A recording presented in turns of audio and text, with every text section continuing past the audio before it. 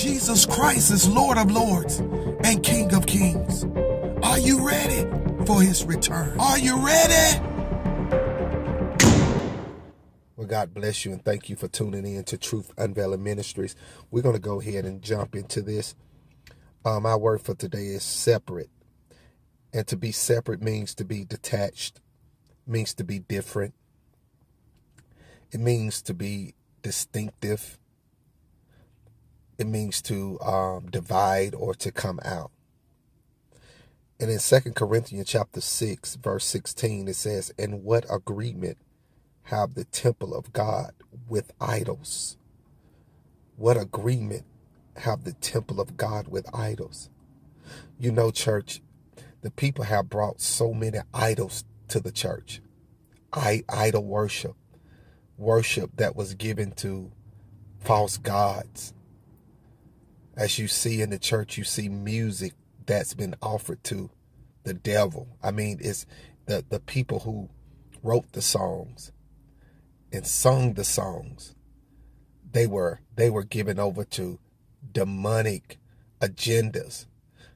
The enemy used them to provoke people into adultery and fornication, and the list goes on. And these songs been played in clubs, and these songs have led people into all types of sin. See, what agreement have the temple of God with idols? The church always had a problem with separation or being separate. Even in the day of, you look in the day of Moses, Israel wanted to mix God worship with pagan worship. So they made a molten calf and started singing around that molten calf naked. And they were naked. They were doing some very unclean things. And they were singing around this calf, saying this is the God, that these are the gods that gone before us. They was mixing worldliness with godliness. And the Lord sent Moses down to rebuke them. See, there's no agreement. Pagans, God always called for the church to be different, or his people to be different from pagans. Our worship, the way we worship God is different from pagans. The way we sing to God, we don't sing to God the same way pagans sing to their God.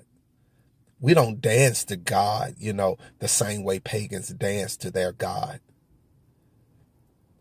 Pagans have this form of worship, and this is something we need to understand. And in their music have subliminal messages, underneath it that promotes devil worship, drugs, same sex, homosexuality. It promotes a rebellion against the Lord. And the scripture says, "And what agreement have the temple of God with this type of worship?" See, we are called to be different. We distinct. We're peculiar.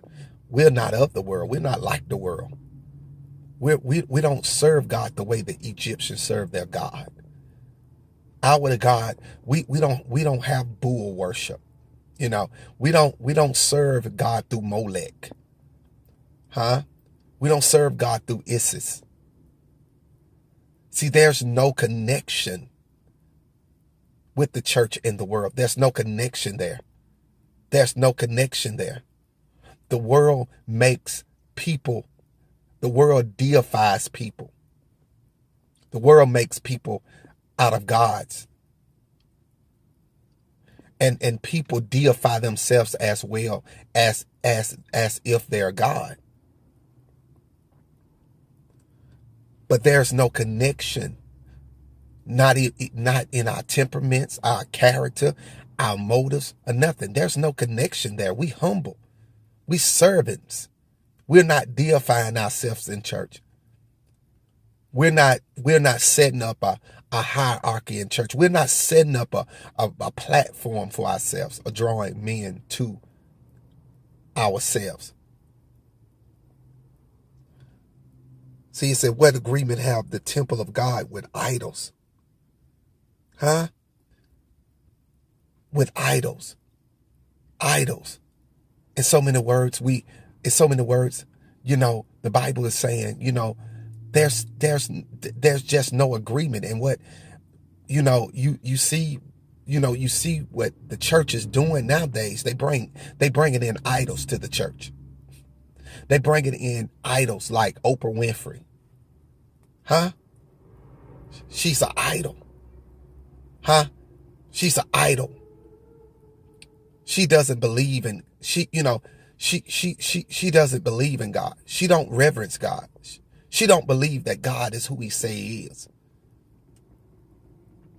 She don't believe that Jesus Christ is the one way, the truth, the way, and the life. She's an idol.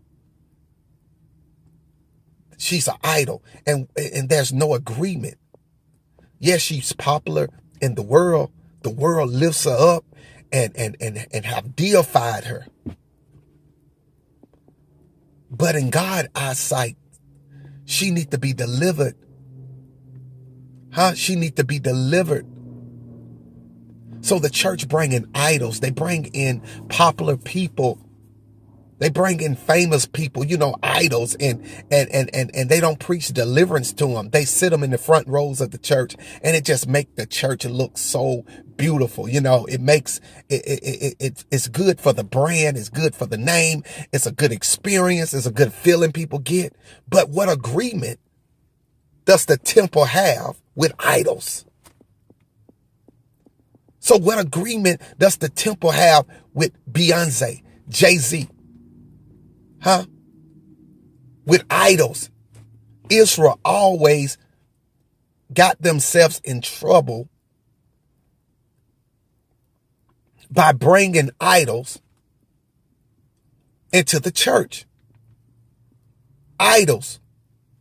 It's not only a statue, but it's what people set up. It's people deifying people. And so the church are flocked to idols. The church run to idols. You tell the church that idols are going to be a part of the church, or idols coming and sing.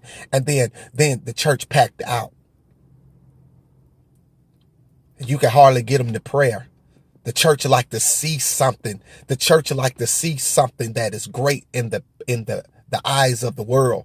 The church like to marvel at that. People like to look at that, and their minds be blown at human beings who have been deified by many men that breathe like us, that need God, that is a bubble on top of the water that can evaporate at any moment. Jehoshaphat was called to remove the idols from the church. His assignment was to remove idols, not to be liked, not to be invited. He had an assignment, and his assignment was to remove idols, was to remove witchcraft, It was to remove divination, familiar spirits. His assignment was to remove them. There's no agreement with the temple of God and idols. With idols. And the church have brought idols. We call to be separate. But the church love idols. They love to set up men. Israel, they were indicted for doing the same thing. Setting up men. Setting up idols and worshiping these people and saying, in so many words, they believe that they can worship God through man or worship God through a statue. Idols. Rich people come to the church. Well-known people who have so much clout out in the world, but have no relationship with God and care less about God. But that's who now the church wants to represent them. That's who is praying now over the bishops. They are rich people. They can cuss on their CDs. They can lie. They can cuss. They can live any kind of way. They can party. And the church bring them in because they popular and well known. And so these people is given access to the pulpit. So they lead God people astray. So the enemy used these idols to lead God people astray. Because they have influence. These people have influence. So the devil used them. So when they lay hands, everybody's just, when they lay hands, people believe these people really anointed. They really believe these people are chosen because they're famous. So people are being led away and led astray by idols. What concord have Christ with Belial? What's this? What agreement have the temple of God with idols? For you are the temple of the living God, as God hath said, I will dwell in them and walk in them, and I will be their God, and they shall be my people. Wherefore come out from among them and be separate. Them are unbelievers. Whether the unbeliever is rich, famous, it doesn't matter. Come out. Be separate. Separate means to be distinct, be different. Separate means unrelated, not able to relate, no connection. Not relating. Not saints saints are distinctive. They are different. There's no relationship there. Be not unequally yoked with unbelievers. We can't yoke God music up, holiness music with ungodly. There's no yoking. Our relationships, our covenant connections should be chosen by God. It's supposed to be holy. Light and darkness have no fellowship. God separate birds from the cats. He separate birds from the fish. He separate light from darkness. Darkness can be rich. Darkness can appear to be of the light. The devil can appear to be, an angel of light. But he's equivalent to darkness. He commiserates to darkness. He's not equated to the glory of God. So idols. So separate yourself from idols. Why idols? It's because the church always had a hard time with removing idols, things they worship, people who they deify. And they no longer balance them or measure them by the word because guess what? They famous. Guess what? They rich. They won a Grammy. So they could be naked in church. They don't have to wear clothes. Oh my God. So now the Bible changes because the idol said it's okay. So all of a sudden the Bible changes because this idol said you can drink, you can cuss, but look at me, I'm rich, I'm famous, God with me. And so God said, get these influences, my God, remove these influences out of the church, because what they are doing, they are drawing my people away. Idols can have more influence on the church than God's word, because these are things that are deified and they take the place of God. Satan always wanted to be deified. He have always wanted to be lifted up above God. So what he does now, he forms himself and he changes himself as an angel of light. He comes in the church. If people don't have discernment, then he is deified. He is lifted. He deified. And see, watch this. Watch this. If we don't have discernment and understand this, then guess what? See, let me tell you what. Satan changed culture by using popular people. And that's how Satan introduced his sins and everything and make it look hype and good. It's by using people of great influence. Okay, let me say something. Let me say it again. Satan uses people. He uses idols to do it. He uses idols to say same-sex right. He uses idols to say fornication right. He uses idols to say there's no God. He uses folks with a lot of influence who people will believe and go after. And that's why our God's supposed to be God, and his word is settled in heaven. And what God say, it is already settled. There's no agreement. And if we bring these people in with great influence but have no relationship with God, they will pull the church away from God. Idols are things people worship.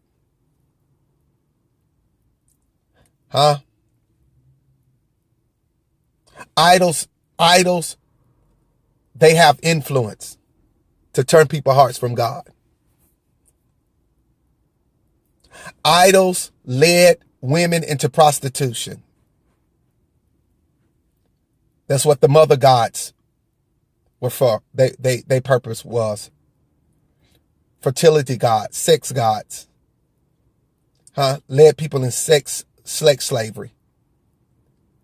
Even led good people. People got caught up in the same worship because everybody was doing it. So they thought because the majority was doing it, it was right.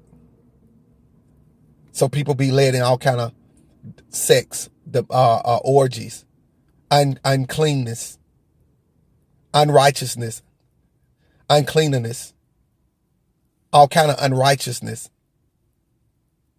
Because the population and it is popular. And so this idol presents it. Y'all ain't talking back to me.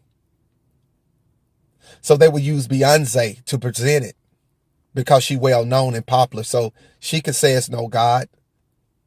So she could change the culture by taking all her clothes off. And then before you know it, young girls and right up in church, they coming in church naked because Beyonce is their prophetess.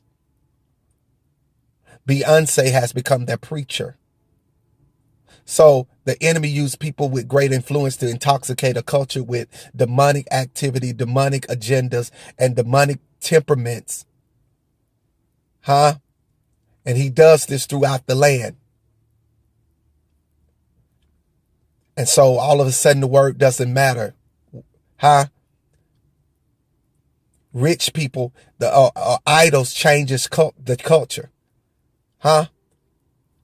This is why devil use influential people to change laws. To change the laws of the land to something perverted. But it's talking to the church. We don't walk with idols. We don't talk to idols. They are dead. They have no power to deliver. They don't have power to wake you up or save you. They idols.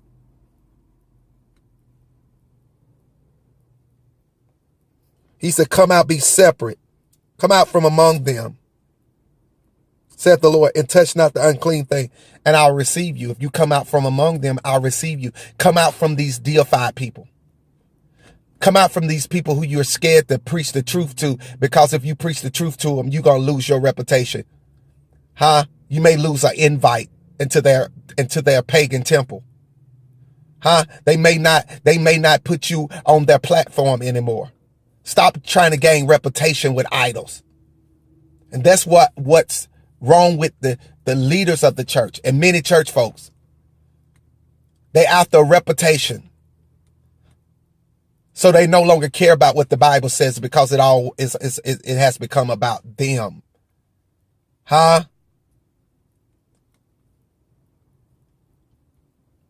Watch this, and I'm be finished.